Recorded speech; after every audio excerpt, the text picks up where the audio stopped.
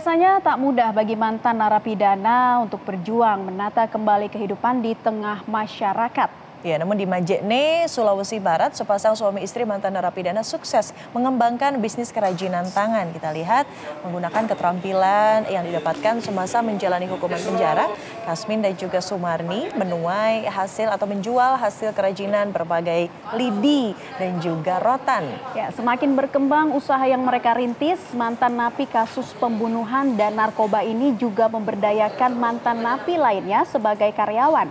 Mereka juga tak pelit berbagi ilmu begitu kepada narapidana lain yang masih menjalani masa hukuman di rutan kelas 2B Majene, Sulawesi Barat.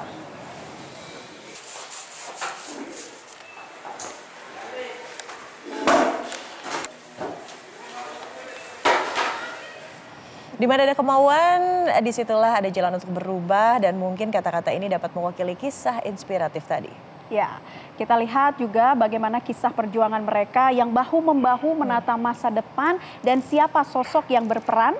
Saat ini sudah tersambung melalui sambungan Skype, ada pasangan suami istri yang inspiratif, Pak Kasmin dan juga Ibu Sumarni, dan juga Kepala Rutan Kelas 2B Majene, Iwayan Nurasta Wibawa. Kita sapa bersama. Selamat siang Pak Kasmin, Bu Sumarni dan juga Pak Wayan. Selamat siang. Waduh, kompak semuanya ya. Oke, saya ingin bertanya dulu nih kepada Pak Kasmin. Pak, waktu itu pertama kali mendapatkan ilmu untuk membuat lidi dan rotan itu siapa yang kasih pelatihan ya Pak? Teman-teman Bu di rutan Majene. Teman-teman di rutan Majene. Oke. Iya. Kalau baik. Iya. Dan kemudian setelah itu kan keluar menjadi mantan narapidana. Ini bagaimana ceritanya bisa kemudian menikah dengan Ibu Sumarni dan akhirnya membangun usaha ini, seperti apa ceritanya Pak? Ya, selama saya bebas Bu, mulai saya situasinya kembangkan tuh. Oh, jadi pokoknya dia kepikiran pertama kali ketika dapat ilmunya di dalam masa menjalani masa hukuman dan akhirnya sekarang diberdayakan. Bu Sumarni, susah nggak Bu belajar untuk membuat lidi dan rotan itu?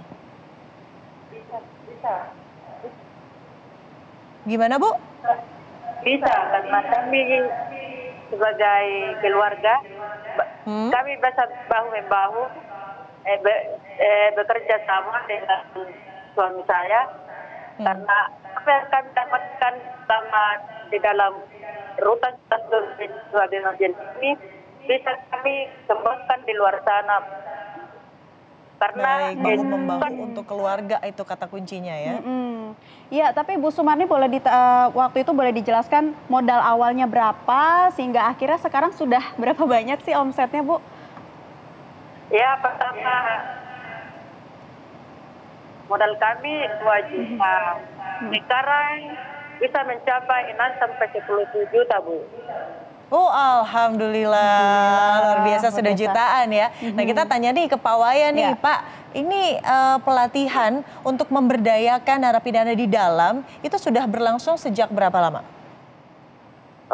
Pelatihan ini sudah lama sebenarnya. Sebelum saya juga sudah dilakukan pelatihan. Kebetulan warga kami yang ada di sini, Pak Kasmin dan Pak Bu Suwarni ini adalah alumni, kata-kata alumni warga binaan ini sudah tahun 2012. Gitu. Sudah pelatihannya sudah lama dilaksanakan di rutan Majene. Jadi sudah cukup lama ya, tapi Pak Wayan sendiri melihat akhirnya mereka ini menjadi mantan napi yang teladan bagi warga binaan lainnya. Ini seperti apa melihatnya nih Pak Wayan? Ya, saya atau kami selaku pimpinan di rutan Majene ini sangat mengapresiasi karena apa yang sudah diberikan oleh pihak rutan kepada mereka selama menjalankan hukuman itu sudah bisa mereka kembangkan di luar dan berguna buat mereka. Ya tentunya bagi kami adalah suatu kebanggaan, kira-kira begitu. Oke, Pak Wayan, selain pelatihan untuk memberdayakan tadi seperti lidi gitu ya, dan juga rotan, pelatihan apa lagi sebetulnya yang lebih pas untuk dikondisikan dengan keadaan sekarang dan akan justru menambah nilai ekonomis kelak mereka setelah bebas? Saya rasa pelatihan itu disesuaikan dengan bakat mereka ya. Jadi tugas kita sebagai pembimbing atau pembina di rutan ini harus mampu melihat bakat dari mereka sehingga untuk ke depan ini kita memberikan pelatihan disesuaikan dengan kebutuhan di masyarakat juga. Lihat pasarnya juga, lihat kondisi wilayahnya juga seperti itu, sehingga apa yang mereka dapatkan di dalam ini nanti bisa dikembangkan di luar dengan dukungan masyarakat. Tentunya dukungan dalam arti kata di sini adalah pasar dan penerimaan mereka di luar, kira-kira begitu. Oke, jadi intinya tidak hanya mengawasi, tapi juga dipantau dan diayomi. Dan itu paling penting. Nah, ke Pak Kasmin juga dan juga Bu Sumarni, ini merekrut juga mantan napi. Ada berapa yang menjadi karyawan dari mantan napi, Pak Kasmin, sampai saat ini? 2, Bu. Kami 2. Oh, jadi sudah 2 karyawan. Oke, itu pada banyak yang minta nggak Pak Kasmin dan juga Bu Sumarni, ajakin saya dong gitu, yang mungkin nanti sebentar lagi akan bebas. Iya. Banyak, Bu. Saya berharap kepada napi-napi yang ada di dalam kelas keluarga ini, semoga bisa kita kerjasama kalau bebas. Kita bisa kembangkan di sana seperti apa yang saya dapatkan selama ini, bisa seperti rekan-rekan kami di sini. Pak Kasmin, tapi bagaimana sih antusias dari warga binaan di sana dengan adanya pelatihan-pelatihan seperti ini? Respon mereka seperti apa, Pak Kasmin? Ya, bagus Ibu. Alhamdulillah. Bagus ya, mereka pada senang ya. Tapi Pak Kasmin, selain pelatihan untuk prakarya, lidi, dan rotan, apalagi nih yang mau dibikin dan mungkin kelak bisa dijual nih Pak? Ya, macam-macam Bu. Iya, Ada macam-macam logo, tuh apa aja? ada keranjang, ada busara, ada sapu hias. Itu Ibu. Jadi berbagai macam bentuk kerajinan juga ya.